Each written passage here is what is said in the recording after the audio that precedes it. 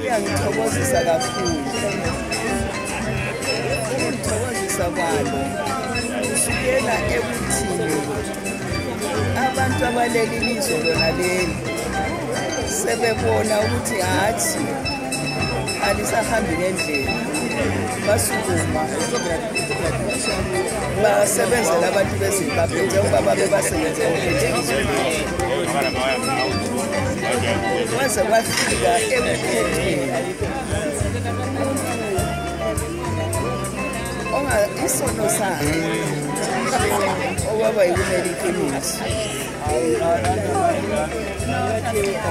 Usuku lwalamuhla lanxa sinanzelela ukuthi omama sibalithwala, kodwa mina ngithi bona bomama bakhona abatshengisele kube nomehluko,